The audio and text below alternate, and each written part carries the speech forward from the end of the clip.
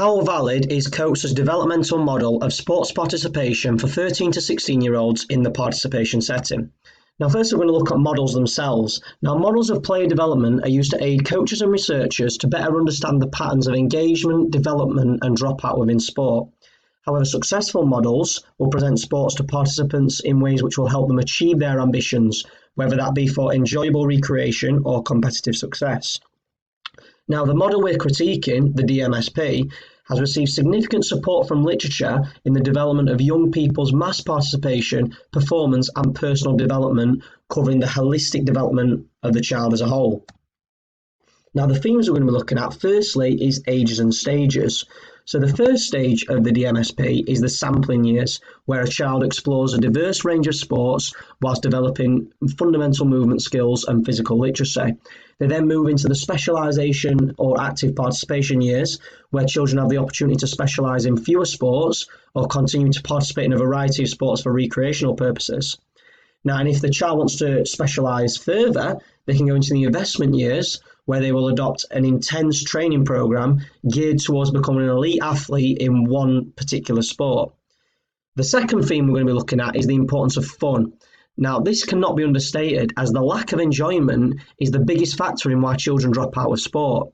This is because intrinsic rewards, such as winning and trophies, can only foster the interest of children for so long, as when they inadvertently stop winning, if they don't enjoy the sport itself, the risk of burnout and consequently dropout dramatically increases. Now, within the 13 to 16-year-old age range, key characteristics include labile emotions, so they can have huge mood swings, which can be down to biological sources. Peer relationships, as they begin to mature, these relationships take prominence over their relationship with their families. They strive for more independence, which will result in them testing boundaries with parents, teachers, or coaches more. They struggle with personal identity, as they're exploring their identity and trying to find their place within society. And finally, they tend to have quite self-centered attitudes, as due to developing brain structures, they find it difficult to understand situations from other people's perspectives. Therefore, we as coaches or researchers have to consider these factors and create inclusive sessions which allow elements of play and practice to both engage them within the session while learning new skills. Now, the importance of participation in sport for young people, it cannot be understated. A study from Public Health England in 2019 found the number of children getting the recommended 60 minutes of activity per day plummets by 40% as they move into secondary school. Now, this is important as physical activity habits through adolescence are closely linked to physical activity habits through adulthood.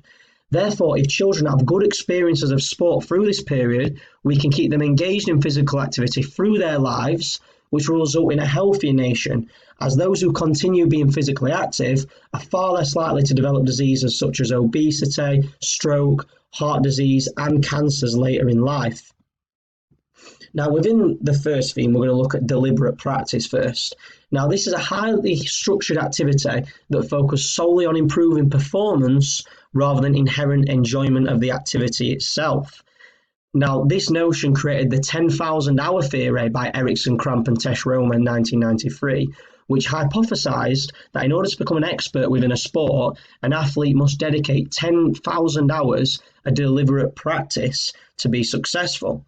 Now, this is supported by some literature, such as DeFiore et al. 2014 and other papers, which found the more time you dedicate towards practicing a skill, the more competent you will become at it. However, Cote et al. 2009 found deliberate practice downplayed the effective personal and social aspects of sport, especially in the early years of an athlete's involvement within it. From this would dramatically increase the risk of the athlete suffering burnout and therefore dropout from sport, increased injury risk due to overuse injuries, and stress due to over-involvement from parents who are striving for their child to become the next big star within the sport. From this, Cote et al. 2007 created the theory of deliberate play, where the idea is to create unstructured games to be enjoyable fun for the child rather than focusing too heavily on skill acquisition.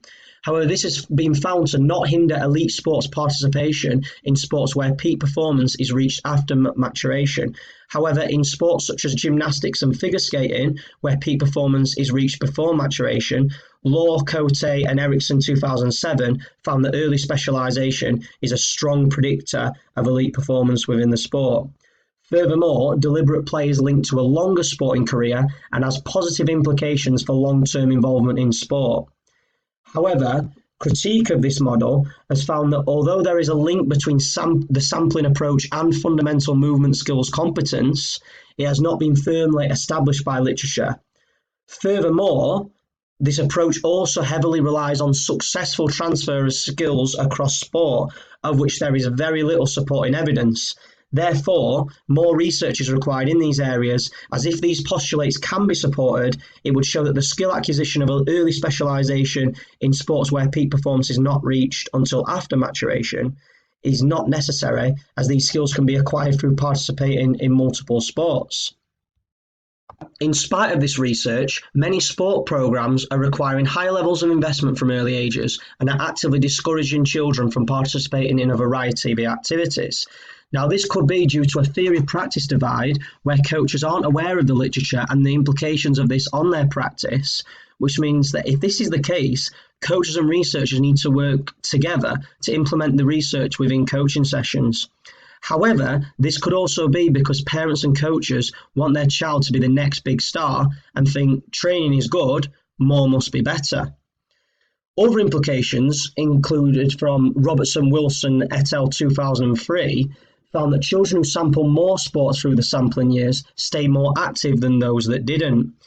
Now, this could be because the more sports children sample, the more chance they have of finding a sport they enjoy and are competent in, which will increase the chances of participation through this age range.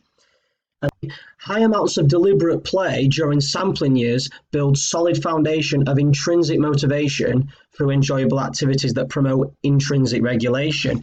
Now, this is important as Cote et al. 2009 found that intrinsically motivating behaviours will make children more willing to engage in externally controlled activities such as deliberate practice further down the line when they're developmentally appropriate during adolescence. Going to move on to our second theme with the emphasis of fun on sport. Now, literature has found that athletes who remain in their sport for a long period of time do so primarily for their enjoyment of the sport. Now, this is important because fun and excitement are central to the experience in both the sampling and the specialization years.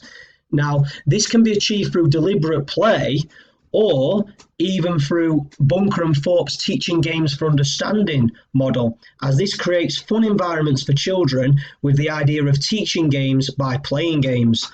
Now, Bunker and Thorpe have found this to be more engaging for children rather than deliberate practice, whilst also creating environments where athletes learn not only how to perform skills, but to contextualize these skills to use them at appropriate times within a game. The DMSP emphasises fun by advising that children under 12 should spend limited time in competitive activities, as children who always end up losing will not enjoy the experience of sports participation. This will negatively affect the children if they always end up losing, because their perception of their competence in this sport will decrease, which will result in less enjoyment, which will ultimately result in dropout. Instead, during the sampling years, children should emphasise deliberate play, as unstructured sport activities have been linked with better decision-making skills and future success in team sports. This will create a more inclusive environment for participants. In conclusion, from the research available, I believe this is a very valid model for this age range in the participation setting. Now, this is because the DMSP is the only model that acknowledges the necessity of designing sports programs that consider the holistic development of the child. Furthermore, unlike the standard model of talent development, the DMSP offers more flexibility and allows the athletes to switch between the specialization and the active participation stages of the model. This creates an inclusive environment where no one can be excluded from sport. After reviewing the literature, future research into the theory-practice divide is required, as literature has shown the research into early diversification is not being implemented into practice. Finally, future research also needs to address if skills learnt from one sport can be transferred to other sports, and also the strength of the relationship between fundamental movement skills competence and the sampling approach to sport. Here are my references. And thank you for listening.